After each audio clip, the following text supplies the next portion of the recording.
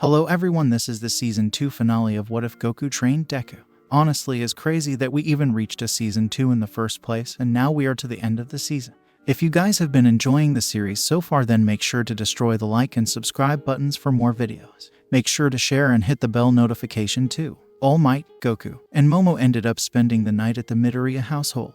They all woke up to Inko making breakfast for them. The feeling of loss was still weighing on everybody, but the smell of Inko's cooking made them feel a little better. Good morning everyone. Don't mind me. Food will be ready in a bit. Goku can't help but stare while Inko is cooking. All Might checks his phone to see a school email from Principal Nezu. In the email, it was announced that course studies would be cancelled and classes will resume after a week due to the Hasu incident.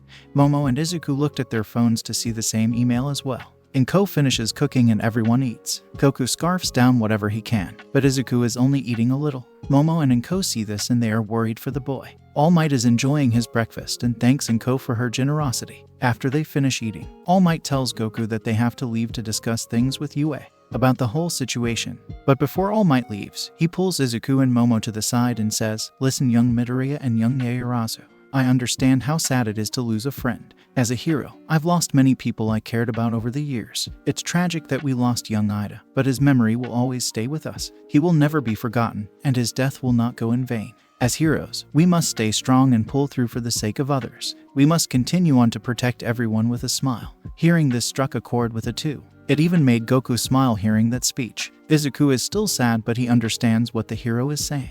Before Goku and All Might leave, Izuku tells them that he wants to talk about a weird dream he had during the night. All Might tells him that they can discuss it later in the day. Momo knows she would have to leave and go home soon so her family wouldn't get worried. "Hey Izuku, I think it's about time that I get going. I don't want my folks to worry. I understand. I hope to see you soon, Momo." Momo gives Izuku a kiss and then flies off, leaving the boy blushing. Inko was spying in the corner and was in glee to see that. Meanwhile, with Goku and All Might, there was a discussion amongst the heroes in the UA facility. There are news reporters asking the heroes many questions. Some even asked about the explosive blonde who defeated the hero killer, Stain.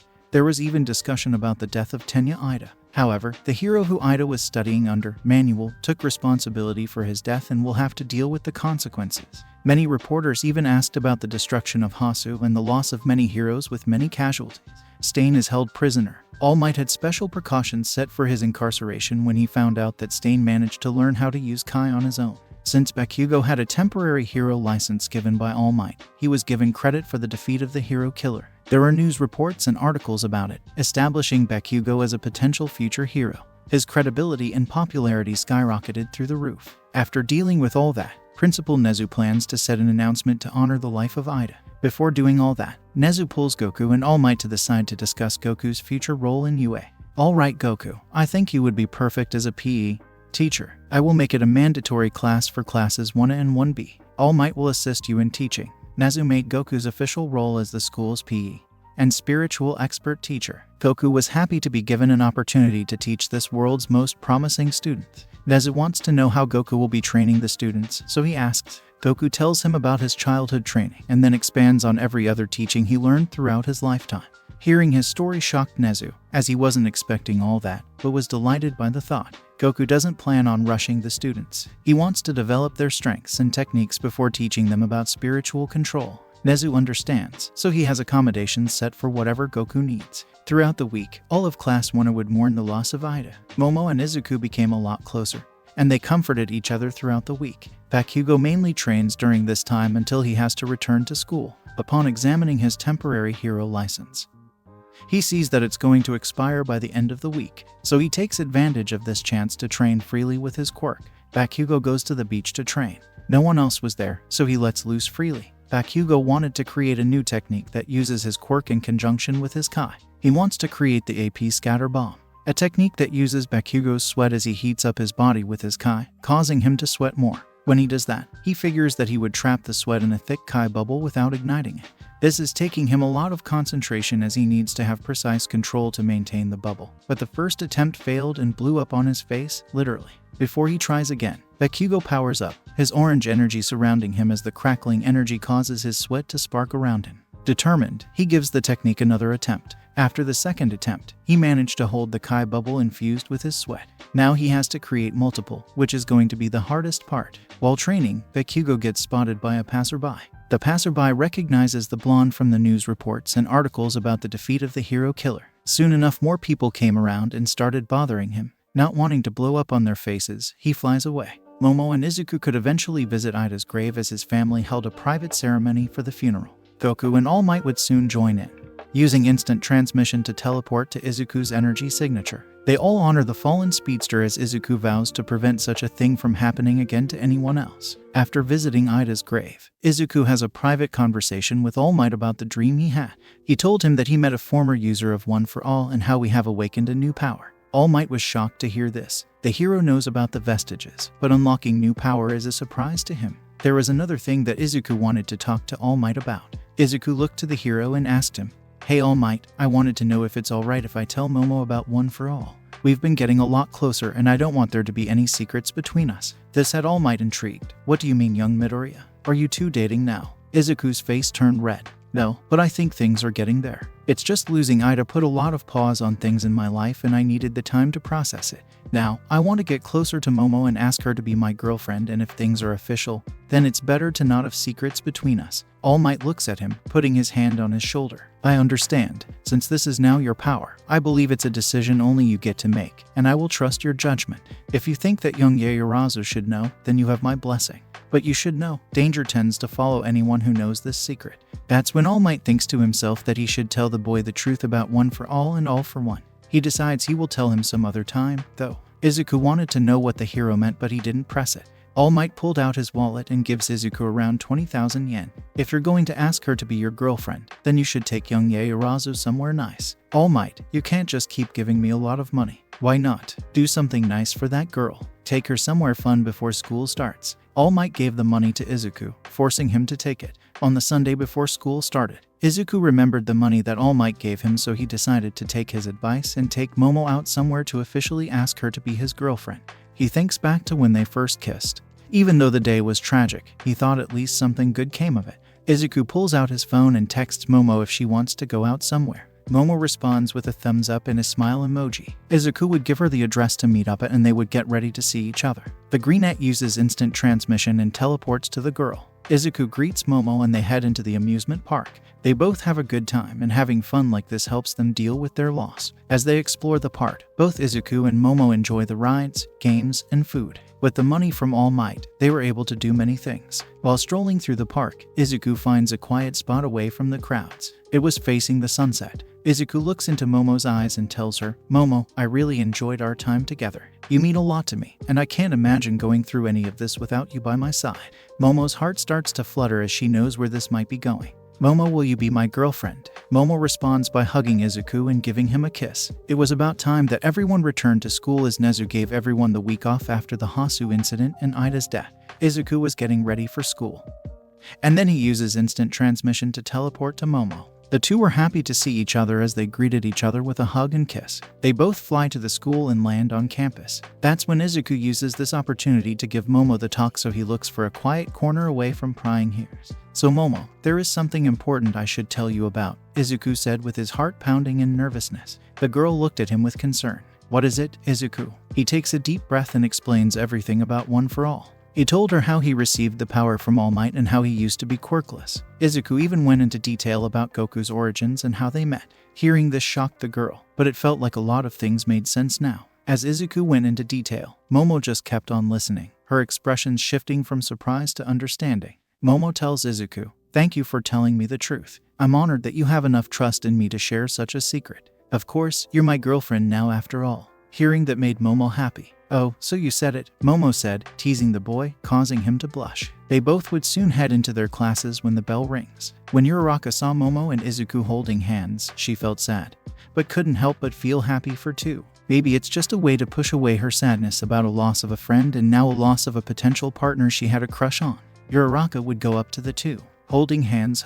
Does it mean what I think it means?" she asks while giving a slight smile. Izuku gets flustered and tells and confirms it. She congratulates the two, trying to be positive. Some of the more caring students came up to Momo, Izuku, and Uraraka to comfort them since they were closer to Ida. When Bakugo made his way in, All the students turned to look at him since they all heard in the news that the blonde was the one who defeated Stain. There has even been leaked cell phone footage of someone recording the fight between Bakugo and Stain, causing the whole world to hear what the hero killer said about Kai, Goku, and All Might. There was another surprise that came as a shock to everyone. A new student came in to take Ida's place, and that student was Hitoshi Shinso. Everyone was surprised to see him. Izuku went up to him and congratulated him for getting into their class. Shinso didn't like that he was there to fill in an empty spot, but took his seat anyways. Before all the classes start, Principal Nezu made a morning announcement to honor the fallen student, Tenya Ida. Soon enough class gets started and they go about their basic courses. It was until the final classes when both Class 1A and Class 1B make their way to the school gym. Both classes were confused about why they were there, but that's when their new teacher would come in and make his way in. It was UA's new PE teacher, Son Goku. Principal Nezu and All Might came right in after, introducing Goku to all the students. Kirishima, Shinso, Uraraka, and Todoroki were stoked to see Goku again. Izuku was confused about this development because no one has mentioned this to him but is happy to see his master working there. Goku greeted everyone with a smile. Nezu introduced Goku to the class as the school's new PE teacher and spiritual expert. Goku expressed his excitement to train the next generation of heroes. The Saiyan tells all the students to grab a turtle shell that weighs 50 pounds, all provided by Nezu. Goku tells them that they will wear those every day when they come into his class to train. Izuku and Bakugo don't have to do this since they already have experience, so instead, they can either assist or work on their own thing. Momo gives Izuku a worried and scared look, but Izuku gives her a kiss on the cheek and says, "Good look, you're gonna need it." Momo huffs. All Might whacks Izuku in the head and shouts out loud, "No PDA on school grounds." Goku has all of Class 1 and 1B basically run a marathon while wearing those turtle shells. All the students' faces turn from shock to genuine concern for themselves. While they are running, Bakugo decides he wants to work on his new technique, the AP Scatter Bomb. Bakugo figured out the first part of the technique, but he's having a hard time creating multiple at once. So until he figures out how to create multiple, he dubs it the AP Bomb. The Saiyan sees Bakugo working on the technique, so he asks him about it. "Yo Bakugo, what is that technique you are trying to work on? It doesn't look like anything I've taught you before." Bakugo looks at Goku and says, "Yeah, it's something I'm trying to make on my own, but I'm having some damn trouble. I find it hard to keep the concentration to hold multiple of these Kai bubbles with my sweat inside it, as a simple mistake could ignite the sweat and potentially blow up on my face. And when I try to create multiple, I would have to sweat more, which will eventually cause me to dehydrate if I overheat and sweat too much." What does dehydrate mean?" Goku asks. This question had Bakugo baffled. "You've got to be fucking kidding me. It means I will get too thirsty and pass out if I sweat too much." That's when Goku understands. So Goku gives Bakugo some advice. "I think I got an idea. Instead of trying to create multiple at once, use one at a time." Bakugo listens to what Goku has to say. Goku then asks, "Those gauntlet things that you use, do you use it to keep your sweat?" Bakugo confirms this, so Goku tells him, "Maybe when you store enough sweat, you can create multiple at once, but you will have to learn to keep your focus on your own. Try to meditate to help you." Bakugo goes to get his gauntlets. He takes Goku's advice and gives it a shot. He spends some time meditating, focusing on his breath and clearing his mind. As he sweats into his gauntlets, he concentrates his energy around his sweat without igniting it. He then realizes he should get special accommodations made for his gauntlets to make this technique more effective. Izuku sees Bakugo working on a new technique, and the Greenette decides he should understand the new power he unlocked better. He hasn't had a chance to use it since Ida died, but he knows he will have to figure out this power eventually. The boy feels like the best option is to talk to the vestige he met before to learn about Black Whip, so he gets into a meditative state and tries to reach into his inner consciousness and into the vestige realm. While Bakugo and Izuku are doing their own thing, Goku pushes the rest of Class 1 and 1B to their limits. After their runs, Goku told them that they will be swimming laps at the beach. This had all the students excited. Nezu knew about this, so he had swimwear ready for all the students. Once they all went to the locker rooms to change and came back out, Goku asked everyone to huddle up to him so he can transport everyone there. All Might goes along to keep a safe eye on the students. Bakugo and Izuku stay behind at the school to continue doing their own thing. Once there, Goku had them swim laps around. They were even more shocked because they are already sore from the running and they had to keep wearing the turtle shells. Everyone felt like they were in hell. Even Kirishima, Momo, Uraraka, Todoroki, and Shinso were surprised to go through what Izuku had to go through. All the other students want to know when they can learn to shoot cool energy blasts like Bakugo and Izuku. Goku tells them that they will learn it soon, but they should strengthen their bodies and hone their techniques first. After they finish swimming, Goku lets them take a break and relax. All the students were extremely sore and had a hard time moving around. When an hour has passed, Goku sees that everyone is still unable to move, so the Saiyan had to change his plans. Goku wanted to get everyone to partner up and show everyone martial arts, but he decides to allow them to watch as he demonstrates the moves they will eventually learn. The class would soon end as Goku would take everyone back using instant transmission. They would have lunch. During lunch, Goku saw Izuku sitting with Momo, so he joined them, bringing his ungodly amount of food he has with him. Uraraka joins the table also. She still seems sad about Ida. Goku, seeing the sadness on her face, offers her a chicken leg to try to cheer her up. The girl was weirded out by the offer, but seeing the innocent smile on Goku's face, she grabs it. Then the Saiyan continues to scarf down his lunch. After lunch, Class 1 and 1B head to their next classes where they do their basic hero training.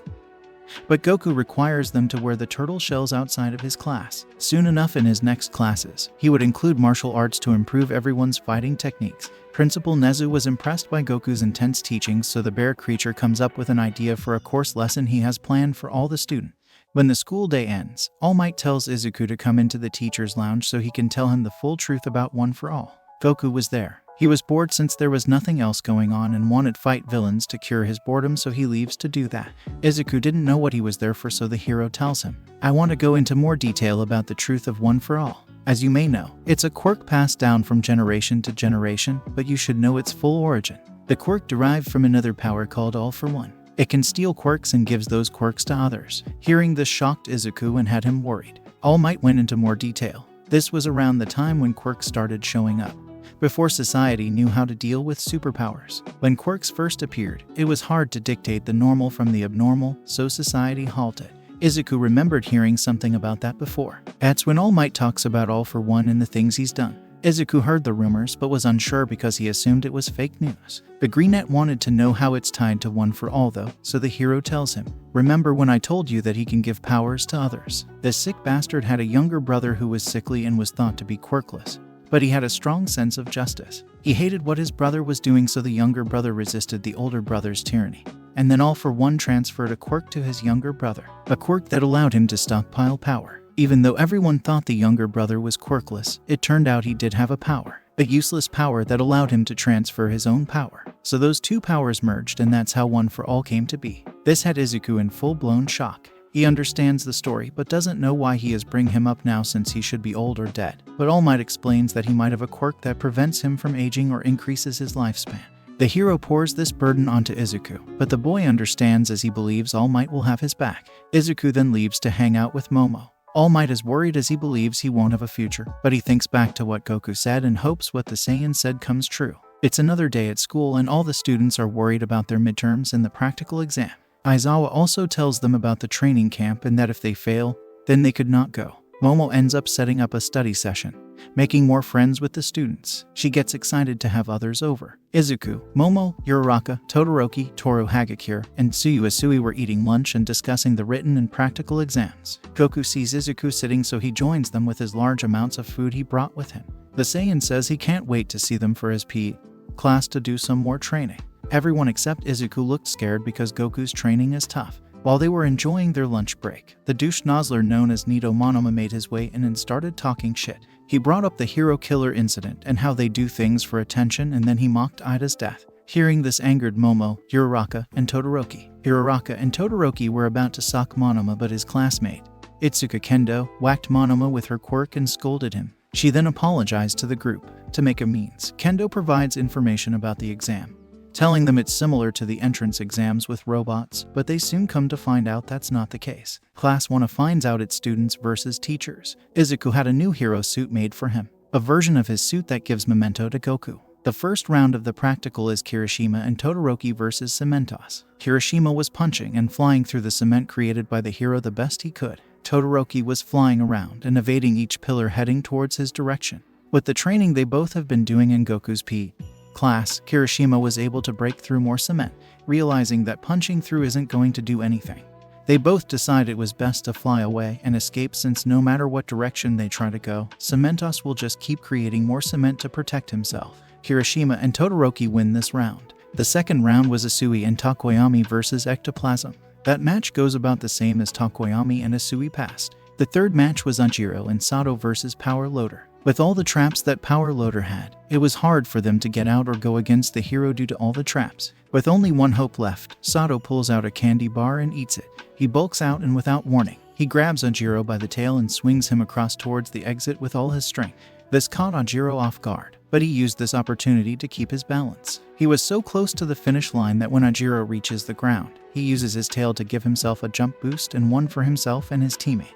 The fourth match was between Momo and Shinso versus Eraserhead. Since Aizawa is hella overpowered these days, Momo tries to come up with a plan to defeat the fake villain. Also, since he's powerful now, Nezu used his funds to get power suppressant bands made with the help of the UA. As support course students, those intelligent nerds with the help of Nezu managed to create such things. It will divide his power by threefold. During the week she had off since the course studies were cancelled, Momo has been training with Goku to learn some techniques, but she hopes to capture Aizawa first instead of resorting to it. Shinso agrees since he believes it's his best shot at defeating the Eraser villain.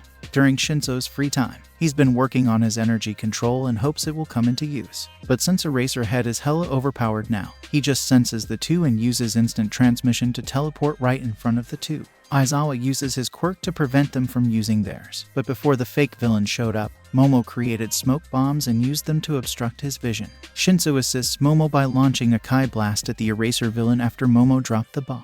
Momo made Shinso a respirator for her next plan. Aizawa was still able to get them though because he can still sense their Kai. During the week off, Momo asked Goku if there were any techniques she can learn. She wanted to know any techniques that she could master. Since seeing Ida and visiting him at his grave, Momo wants to be prepared for anything that comes her way. So Goku tells her about all the abilities he has seen over the years from his friends and foes. There were two people that piqued her interest. Piccolo and Tine Shinhan. Two people who were evil became good, but she was also interested in some of their techniques. Goku never used these abilities before, but he's seen how they work, so he tries his best to teach the girl. Meanwhile, in the present, Momo uses a version of the multi-form technique. This caught Aizawa off guard as no one was expecting multiple Momos. She created 5 clones. The downside is that it divides her power, but the girl doesn't mind that disadvantage since she has a plan. Each of the clones are still able to use Momo's creation quirk, so creates another set of smoke bombs, but some of them have the same mist properties as Midnight's quirk. Momo told Shinso to create multiple Kai balls and have them aimed at Aizawa. Momo then gave Shinso the smoke bombs without the Eraser villain seeing them. Shinso threw all the energy balls at him, but Eraserhead just smacked it away with ease. But then Shinso threw the smoke bombs. Aizawa, not realizing some of the smoke bombs are not real, allows him to use them since he believes that he can just sense her energy with ease. Aizawa fell into their trap. He tried to get away when he noticed the smoke looked funny, but it was already too late as he breathed in the mist. Not wanting to take any chances, Shinso and Momo fly out of dodge and dip through the exit. Not before Shinso wraps up Aizawa with the same wrap that Momo made for him to use, and they won their match. Izuku was impressed and congratulated the two. The fifth match was Ioma and Uraraka vs 13. Things go about the same as in canon, but they both have a stronger grip on the post while being sucked up by 13 since their PE training. Ioma tries to launch a laser blast while Uraraka tries to blast a Kai beam towards her, but the space villain sucks it up with her black hole quirk. While they were struggling, Aoyama tells her how he's sorry for the loss of her friend, Ida, and how Izuku is now taken by Momo Yaoyorozu. This caught Uraraka off guard as she lets go, but uses this opportunity to try to kick 13 dodges, but Uraraka flies right behind her and cuffs her. Their team won, but hearing that from Ioma causes the girl to think about things. After the match, Ioma tells Uraraka that there are plenty of fish in the sea and she shouldn't let it hold her back.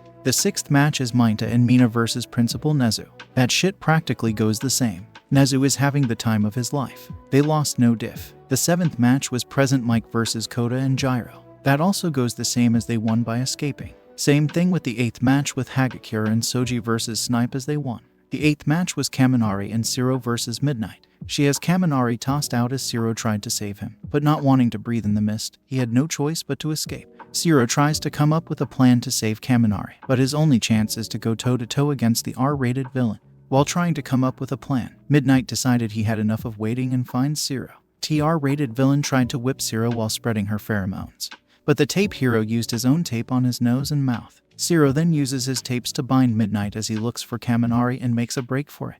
They won the match. The final match was between Izuku and Bakugo versus Goku. The Saiyan decided since he was going to pretend to be a bad guy, he wants to fully play the part. He thought of two people, Goku Black and Turtles, but he decided that Goku Black was the best option. Goku a similar gi made and started laughing maniacally. Nezu had power suppressor bracelets also made for Goku, but these ones power him down way more it did Aizawa. The principal had these special made for the Saiyan as he wanted to bring him down to at least All Might's current base level, which would currently be around 4 million. These suppressors impressed Goku as he feels like he could use them for training purposes. "Hello, mortals," Goku says in his best Goku black accent.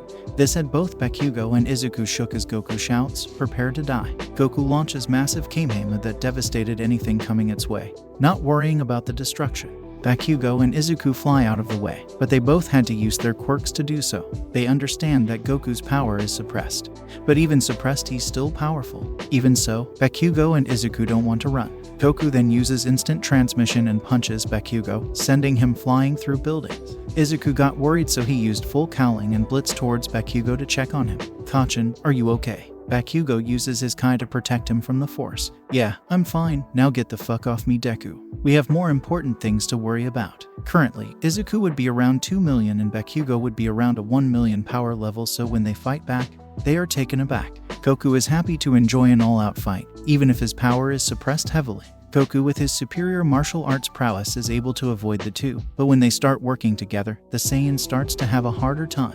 Goku flies up to the sky and launches a massive Kamehameha towards the two. While on the ground, both Izuku and Bakugo cup their hands together and launch a massive Texas and AP Kamehameha that combined together and overtook Goku's. Izuku was in 50% full cowling and Bakugo was using a 9x Kaioken. This forces Goku to transform into Super Saiyan while still wearing the power-suppressing bracelet. All the students and teachers see Goku transform into this beautiful golden aura as the Saiyan roars in excitement. Both Izuku and Bakugo fly up and continue to fight Goku. Izuku is using 100%, which is slightly surpassing Goku's suppressed Super Saiyan state, which impresses the Saiyan, but not wanting to finish the battle. He decides to not transform further. While Izuku was fighting Goku, Bakugo was concentrating his energy so he can create the scatter bombs. He creates multiple Kai bubbles with his sweat stored saved from his gauntlets and had them surrounding Goku. Bakugo then detonated all the bombs, with the combination of his sweat causing the blasts to be more devastating. Goku's clothes started getting burned, and then Izuku clocks Goku with a 100% Texas Smash a ×2 Kaioken. This caught Goku off guard as it sends him hurtling to the ground. This managed to hurt Goku as both Izuku and Bakugo rushed in and cuffed Goku. Both were annoyed at Goku because they knew Goku had stronger forms, even if heavily suppressed, and he could have used them. The Saiyan explains that he wanted to enjoy the match, but that just annoyed the boys. Even if they did technically win, the fake city was left in ruins. All the students were astonished by the display of power and were now glad they have Goku as a teacher. They even wonder what Goku's full power is like without being suppressed. The three get healed by the recovery girl. Now it's another day, another dollar. All the students are just talking to each other in class and discussing the final exams from before. The ones who failed assumed they couldn't go, but when Aizawa came in, he announced that everyone was going. But the ones who failed will be doing extracurricular activities. After school, some of them ended up shopping. Momo and Izuku were holding hands the whole time. Momo goes around and tries to spoil Izuku since she's rich, leaving Uraraka alone to do her own thing. The brunette thinks back to what Ioma said and tries to move forward. While Momo is trying to spoil Izuku rotten, they both get confronted by the menace known as Shigaraki. They didn't recognize him at first, but then he made himself clear to the two. Shigaraki put both his hands around Momo and Izuku's necks. "Hey Izuku Midoriya, long time no see." Shigaraki starts leaking his Kai to reveal his newfound power to Izuku. "As you can see, after all this time, I've managed to learn how to use Kai myself, and just like your cheating ass, I managed to find a way to cheat my way to higher power. I won't tell you how though, but here's the thing, I want to talk. If I feel like you make so much as a move against me, then I will disintegrate your cute girlfriend of yours." He also threatens to kill a bunch of other innocent people, without any other choice. He follows Shigaraki to a spot so they can talk. Their conversation goes about the same until he gets to the topic of the hero killer. Why does everyone care about the fight between Bakugo and the hero killer? The hero killer is just like me, but he gets praise for his speech of his. And then he inadvertently gives the world hope when he talked about Kai. Even quirkless people have hope, but he caused pain and chaos just like me. That's when Izuku gives a similar answer to what he did in canon. This gives Shigaraki a realization. It's all because of Goku. And because of Goku, the world is changing. It all leads to Goku. He's the reason why the symbol of peace is still around. He is the reason why everyone is getting stronger. Shigaraki now believes Goku needs to be taken out of the equation, not just All Might. They both need to be brought down. To Shigaraki, it's not just All Might's fault, it's also Goku's. Uraraka then comes over and sees what's going on, causing Shigaraki to leave, startling the three. Izuku and Momo would report the innocent to the police and talk to Detective Tsukachu. Goku and All Might talk to the two to see if they were alright. Inko comes in, worried for Izuku. Both he and Momo grab onto Inko and fly home. It freaks out the mother, but she sees the beautiful view and starts to enjoy it. That's when Tsukachi and All Might have a similar conversation to Kanon, but with Goku there. They are worried for Goku because of what Izuku told them about Shigaraki's conclusion to Goku, but the Saiyan isn't worried one bit.